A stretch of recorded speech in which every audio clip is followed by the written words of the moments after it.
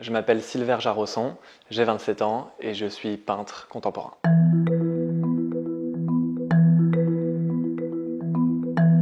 Mon parcours il a commencé de façon un petit peu inattendue par de la danse classique.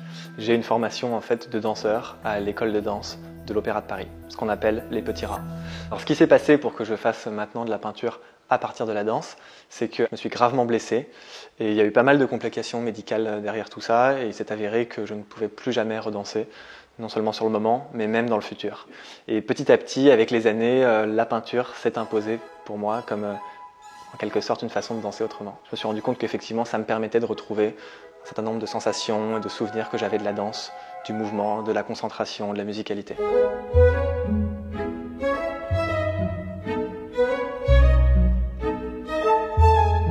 On situe en général mon travail dans ce qu'on appelle alors soit l'abstraction lyrique, soit plus précisément d'ailleurs l'expressionnisme abstrait. On a énormément d'artistes qui sont sur le devant de la scène artistique et qui font partie de cette peinture dite informelle, de cette peinture fluide, de cette peinture qui s'exprime, qui n'a pas peur d'aller dans le lyrisme, dans les effets, dans l'esthétique aussi. C'est un esthétique vraiment qui est pleinement assumé. Je pense que c'est justement un style qui permet assez bien pour un danseur de retrouver ce qu'il a vécu en danse. C'est un type de peinture qui est vraiment tourné sur le geste, qui est tourné aussi sur faire une forme de fluidité, qui peut rappeler la fluidité du corps du danseur. Dans cette façon de travailler, la peinture n'est pas une façon de parler d'autre chose, de représenter un sujet, elle est le sujet lui-même. Et ça, je trouve que c'est extrêmement puissant. Si on devait me demander de quoi parle ta peinture, la réponse ce serait « ma peinture parle de la peinture ». Et ça, c'est complètement génial.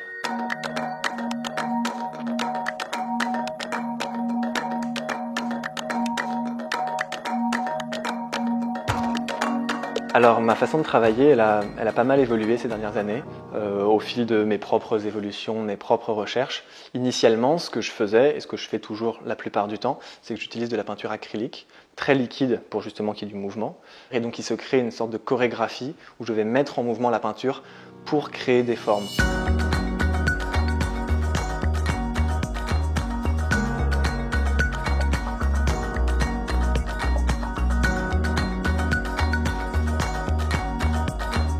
Parfois aussi je ponce mes œuvres et ça c'est quelque chose d'assez nouveau et d'assez inattendu, mais je découvre que poncer, alors évidemment avec un grain extrêmement fin de la peinture acrylique, ça permet de révéler toutes les couches qui sont en dessous et c'est quelque chose d'extrêmement riche avec un potentiel vraiment incroyable.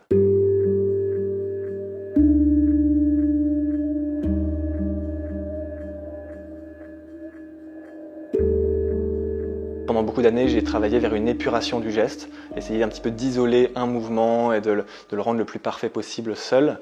Au contraire, maintenant, depuis 2 ans, j'ai l'impression de revenir dans une forme de complexification, des toiles un petit peu plus baroques, un petit peu plus pleines, entre guillemets. Donc il y a une espèce d'évolution comme ça vers une plus grande maîtrise.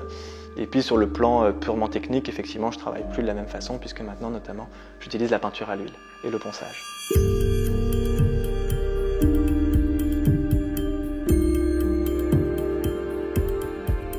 Il y a une notion sur laquelle je travaille beaucoup en ce moment et que je trouve très intéressante, c'est la notion de paysage. Alors pas le paysage comme sujet de représentation, ce qui serait un travail figuratif, mais le paysage comme notion. J'ai remarqué qu'un paysage, c'est, dans notre monde réel, souvent une des premières choses qui peut devenir abstraite ou qui peut nous amener vers l'abstrait. Et on s'en rend facilement compte avec, par exemple, un travail comme celui de Yann Arthus Bertrand, La Terre vue du ciel. Je pense qu'on a tous eu ces réflexions en voyant ces images de se dire mais est-ce que c'est bien la réalité ou est-ce que ça ne serait pas abstrait? Donc je trouve que la notion de paysage, la façon qu'ont les éléments de bouger, de se mélanger, d'être soumis au vent, aux vagues, à l'eau, etc. C'est quelque chose d'extrêmement riche sur lequel je travaille. Ça permet un petit peu de dépasser justement le clivage un peu has-been à mon avis entre l'abstrait d'un côté, le figuratif de l'autre et le paysage, ça permet justement de dépasser ça.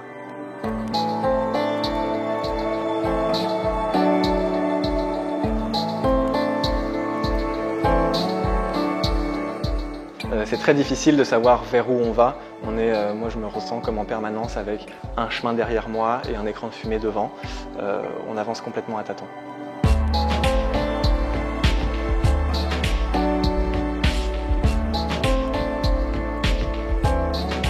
On peut découvrir mon travail d'une part évidemment sur internet et les réseaux sociaux, le site personnel et tout ça.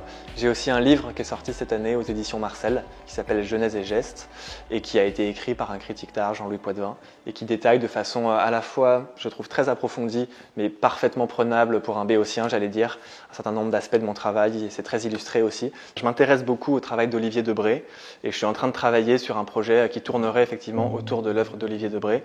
C'est pas encore confirmé pour l'instant, et de toute façon c'est encore en train d'être élaboré, mais ce sera probablement la prochaine exposition à Paris.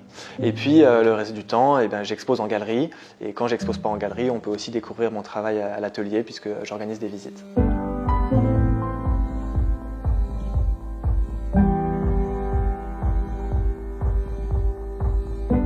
Je suis très surpris quand je présente mon travail à des gens qui ne sont pas du monde de l'art. J'ai presque systématiquement la même remarque qu'on me fait. « Ah mais moi je n'y connais absolument rien, tu sais, moi je connais pas ». Il y a une espèce de peur, d'appréhension de ne pas savoir, de dire des erreurs, comme si découvrir le travail d'un artiste était un examen. Donc j'aimerais vraiment que tout le monde comprenne. Il y a ceux qui s'y connaissent et qui vont théoriser ou réfléchir ou intellectualiser mon travail, et c'est très bien. Il y a ceux qui ne connaissent pas, qui peuvent tout à fait s'en tenir à l'impression première, parce que c'est ça le plus important dans l'art. Pour moi, les artistes, ils sont là pour ouvrir un petit peu la société sur quelque chose de différent, pour ramener des bribes de mondes différents, d'univers différents, pour faire rentrer aussi l'imaginaire dans le quotidien. C'est indispensable.